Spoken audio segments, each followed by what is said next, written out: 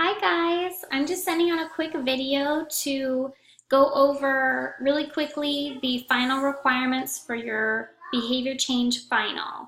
I think most of you understand, and I did do a video of the assignment, but I'm going to do another quick video to make sure you guys know exactly how to submit and that you're submitting the correct documents so I don't have to send any papers back. Okay, so we are heading into the behavior change documentation phase and paper. So I'm going to go here and I'm going to click this link and then open it up. Yes, that is a farm coloring page for my 5-year-old son. He was doing that this morning while I was getting some work done. Okay, so you are completing this entire document. It looks overwhelming. It's really not. This is one of the only major assignments you guys have had this entire semester, so it's really not too much. Okay, so you can you can either copy these two and paste them into a new document, or you can just type right in here. This is fine. So what internal motivations might you have for not doing what you set out to do? So just describe what happened essentially while you were completing this behavior change assignment. So maybe you decided you wanted to attempt to lower your cigarette use or quit smoking altogether. What were internal motivations for you to not do that? Well, addiction or stress or habit, whatever, but describe it in full sentence. Don't just list. Describe what happened. What internal motivations would you have to not complete this behavior change assignment or not give yourself the tools to get this done? Observe your behavior by focusing your awareness on what you're doing. Keep a record of your behavior and the feelings associated. So number 8 is just doing this chart. And I hope you guys went through this because I went over this. I had a couple of people say, well, do I have to include the chart? Well, yeah, you were supposed to be doing this while you did the assignments. So if you haven't yet, I would continue working on your goals and every day go into here. You're going to type in the behavior. So if the goal was to quit smoking, maybe on Sunday you had 3 cigarettes and you normally smoke 10. How did that make you feel? Maybe on Monday you only smoked once. Maybe on Tuesday you were up again.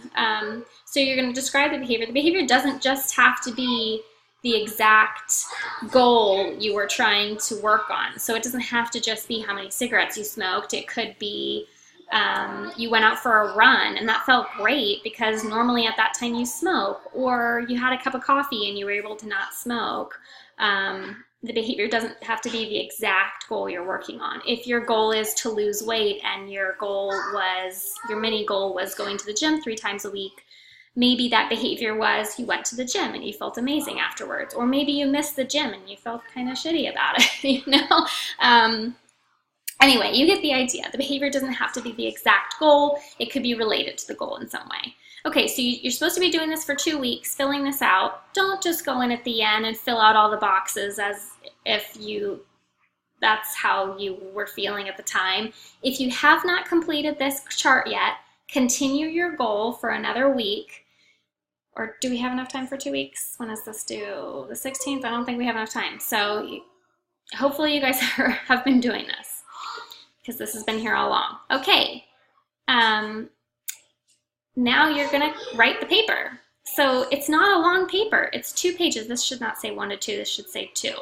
It's gotta be 2. You really don't have, there's too much here to cover in just 1 page. So please make it 2 pages in length. What did you actually do?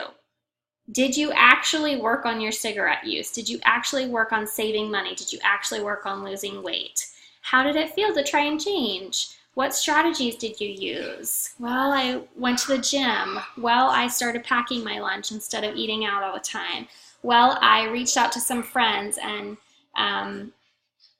a lot of my friends smoke, but I told them that I'm trying to quit smoking so they know. You know, things like that would be appropriate answers, but make it into a paper. Just make sure your paper covers all this stuff. So this is good practice of assessing the prompt.